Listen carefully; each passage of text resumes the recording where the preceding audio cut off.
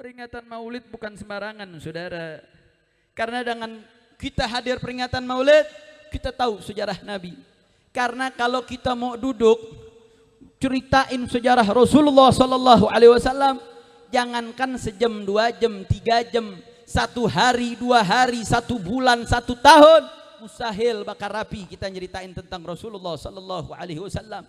Makanya Imam Al-Busiri mengatakan, fahuwa alladhi tamma ma'nahu wa suratuhu thumma astafahu habibul bari'un nasami.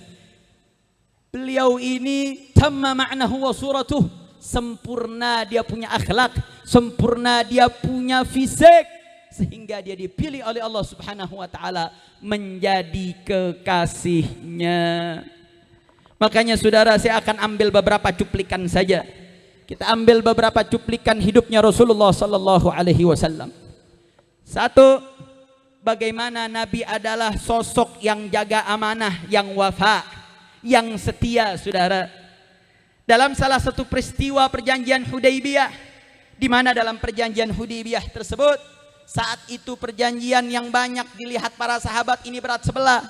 Kenapa dikatakan berat sebelah? Karena kalau orang muslim dari kota Mekah datang ke Madinah harus dipulangin, nggak boleh masuk ke Madinah. Kalau orang Madinah keluar dari Islam mau pulang ke Mekah, boleh dia pulang ke Mekah. Banyak sahabat nggak terima, saudara. Tapi yang menarik, ketika sebelum ditandatangani perjanjian Hudaybiyah, saat itu Abu Jandal datang, saudara. Abu Jandal pakai L. Abu Jandal pakai L. Kalau Abu Jandal pakai L khair. Kalau nggak pakai, ini kayak banyak teman Abu Jandal sini. Saudara, Abu Jandal ini datang dalam keadaan terluka. Dia disiksa sama abahnya As-Suhail yang belum masuk Islam saat itu, saudara. Abu Jandal ini dia pengen masuk Islam persis saat perjanjian Hudaybiyah. Dengan perjanjian tersebut Abu Jandal disuruh pulang. Terjadi dialog yang begitu alot. Singkat cerita, Nabi katakan, isbir ya Aba Jandal, sayati faraj lak, bakal datang daripada pertolongan untuk dirimu. Bayangin saudara, perjanjian belum ditandatanganin, tapi Nabi sudah setia, Nabi jaga amanah, Nabi sudah menjalankan aturan, padahal perjanjian belum disepakati. Saya mau tanya, Nabi setia atau tidak? Jawab yang kompak, Nabi jaga amanah atau tidak? Nabi setia atau tidak? Nabi hebat atau tidak? Takbir! Sallu ala Nabi. Perjanjian belum disepakati, Nabi sudah tepat janji, saudara. Tapi berapa banyak pejabat kita zaman ini, dia sudah dilantik, disumpah dengan Al-Quran, dia langgar janjinya, saudara. Dia khianati rakyat, dia korupsi uang rakyat. Kenapa mereka bisa begini, saudara? Jarang dengar sejarah Nabi, betul? Jarang baca sejarah Rasulullah, betul?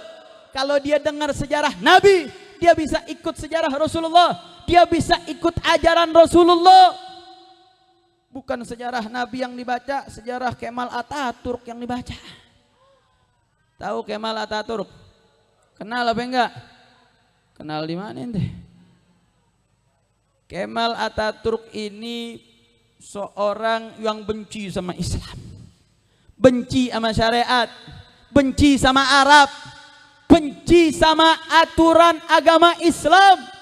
Makanya matinya nggak diterima bumi, saudara.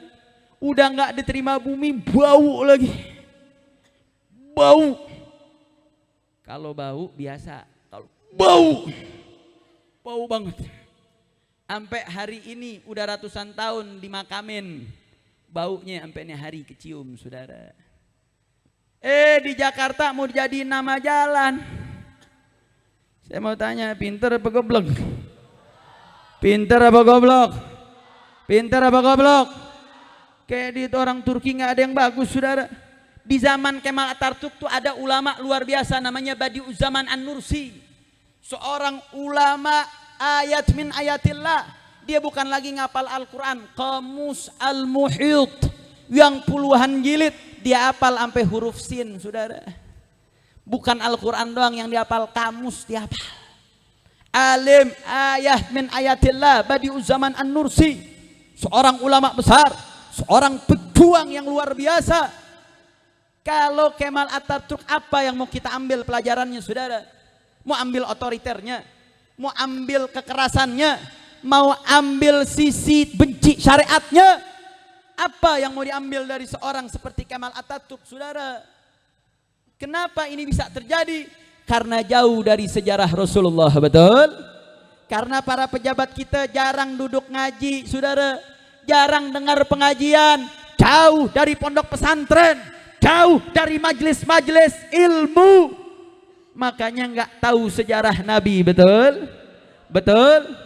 Makanya dulu Jenderal Sudirman kalau lagi perang gerilya, yang dibawa di tenteng setiap habis sholat itu sejarahnya Rasulullah, saudara.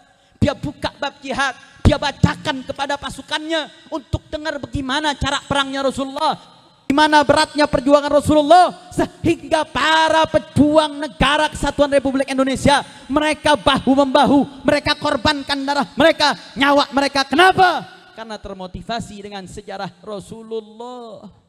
Berarti saya mau tanya, sejarah Nabi punya andil tidak untuk negeri Indonesia?